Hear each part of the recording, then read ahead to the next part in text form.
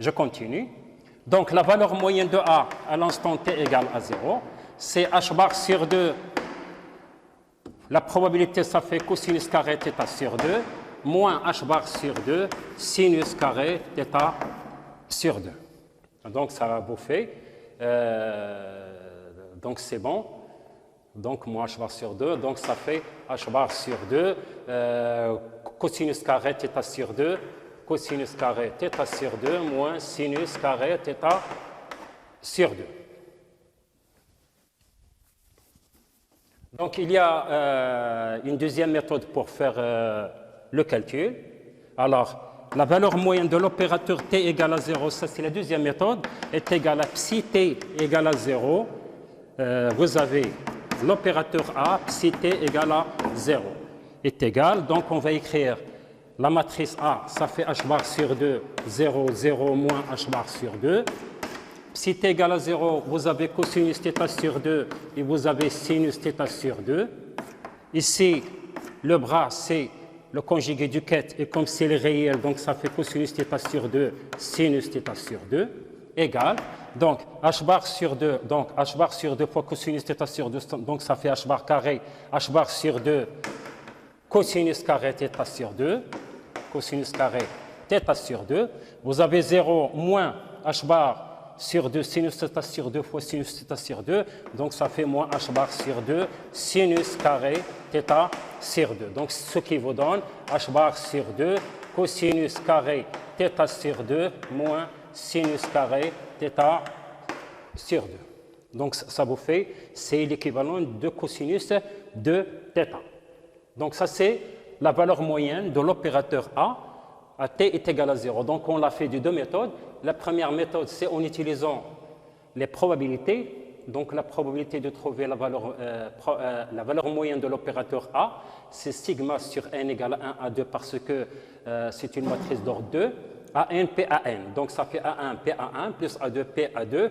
A1, c'est la première valeur propre qui est h bar sur 2. Et donc en calculant les probabilités, d'après les postulats de la mécanique quantique, voilà, c'est ça. Donc ici, on peut utiliser tout simplement UN, parce que les UN sont les vecteurs propres de l'opérateur A associés à deux valeurs propres qui sont h bar sur 2 moins h bar sur 2. En effectuant les calculs, donc on retrouve la même chose. Donc, et ensuite, on va calculer la valeur moyenne de l'opérateur A à un instant t ultérieur. Donc, quelle est la valeur moyenne de A à un instant t ultérieur? Donc, je vais changer de couleur de craie.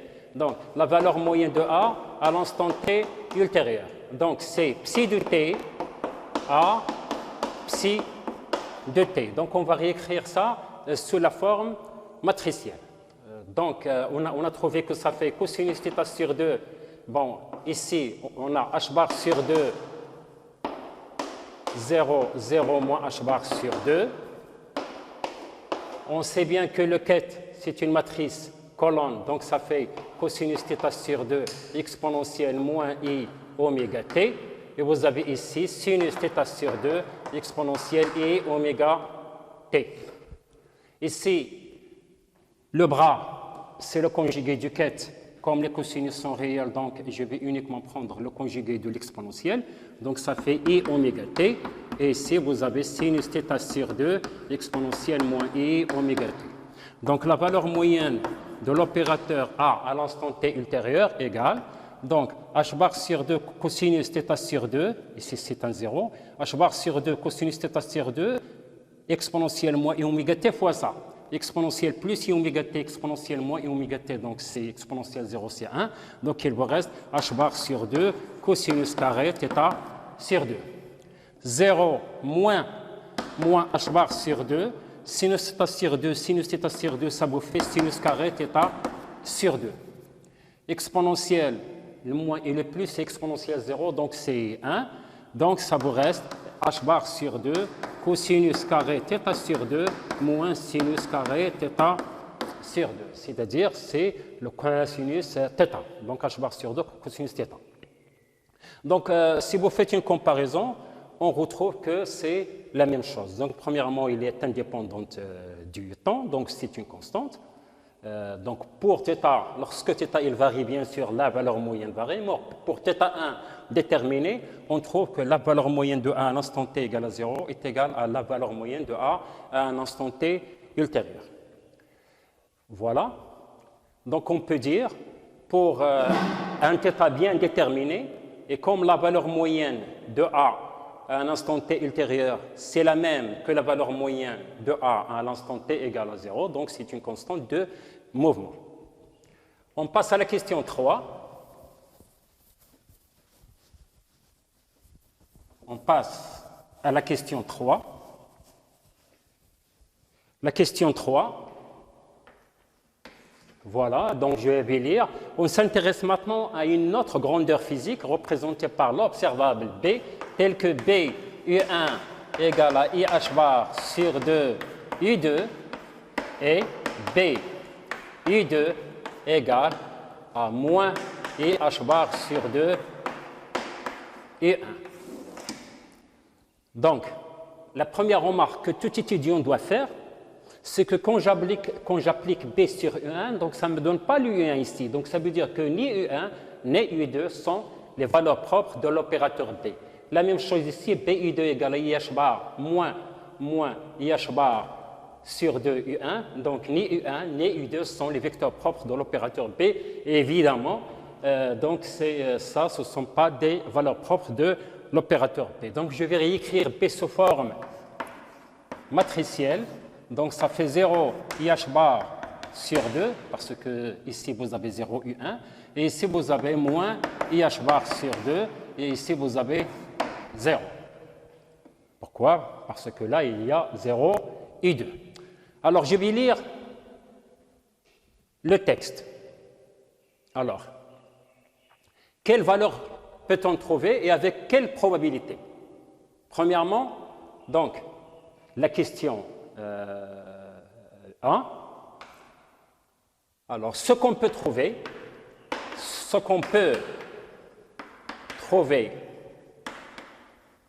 c'est l'une des valeurs propres de l'opérateur B. Donc, la grandeur B, il est défini par un opérateur. Donc, quel résultat peut-on trouver lorsqu'on mesure la grandeur B? Donc, lorsqu'on mesure la grandeur B, tout ce qu'on peut mesurer, c'est l'une des valeurs propres de cet opérateur qui représente la grandeur B. Donc, la première chose qu'on va faire, c'est de calculer les probabilités. Donc, les valeurs propres, pardon. Donc, ça fait B moins lambda fois I doit être égal à 0. Ça veut dire moins lambda IH bar sur 2 moins IH bar sur 2 moins lambda qui doit être égal à 0. Ça veut dire vous avez lambda carré moins, donc I fois I, ça fait I au carré, c'est moins 1, avec le moins ça devient plus, avec le moins, donc il y a moins, H bar carré sur 4 égale à 0. Donc il y a deux valeurs propres, lambda 1 égale à H bar sur 2 et lambda 2 égale à moins H bar sur 2. Donc ici, c'est de la forme A au carré moins B au carré égale à A moins B facteur de A plus B, c'est-à-dire lambda moins H bar sur 2 facteur de lambda plus H bar sur 2. Donc ça vous donne ça. Je peux effacer ici. Donc, maintenant, on va faire les calculs des probabilités. Alors, on sait que, donc ça c'est les probabilités. Alors, pour calculer la probabilité d'une grandeur physique, alors on a vu que ça fait phi n psi t au carré. Donc, si je considère t égale à 0, donc je vais mettre ici psi t égale à 0. Donc, pour pouvoir calculer les probabilités, on est obligé dans un premier temps de calculer les vecteurs propres de l'opérateur B. Alors, pour faire les calculs des vecteurs propres, donc on va dire soit phi n est égal, Par exemple, alpha n U1 plus Bn U2. Alors, par exemple, si je veux calculer le premier vecteur propre, n égale à 1, je vais dire alpha 2, alpha 1 U1 plus bêta 1 U2, tel que B phi 1 égale à lambda 1 phi 1. Donc, on va l'écrire sous forme matricielle. Donc, ça veut dire quoi? Donc, B, la matrice B, ça fait 0 IH bar sur 2, moins IH bar sur 2, vous avez 0. Phi 1, c'est le coefficient alpha 1, bêta 1, qui doit être égal lambda 1, on va prendre la valeur propre positive, ça fait H bar sur 2, et vous avez alpha 1, B1. Maintenant, je peux effacer ici.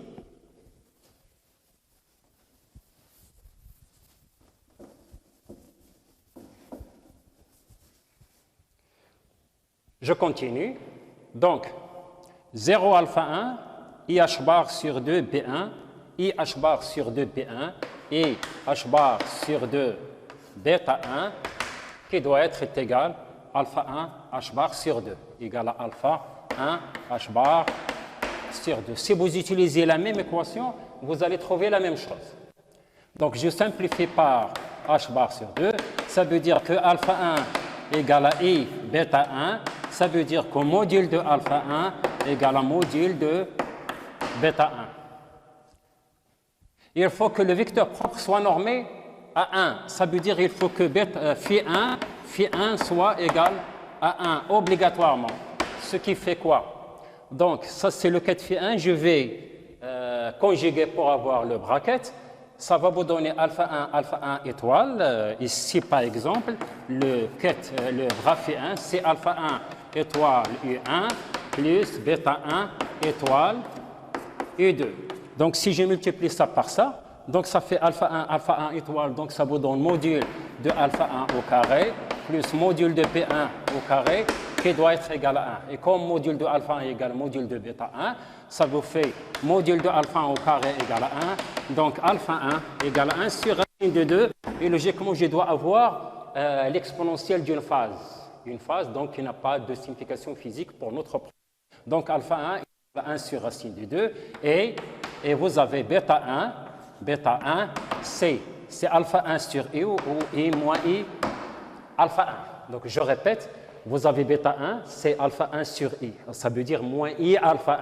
Ça veut dire que bêta 1, c'est I sur racine de 2. Donc, le premier vecteur propre fait 1 égale à 1 sur racine de 2. Vous avez U1 moins I U2. Donc, ça, c'est le premier vecteur propre.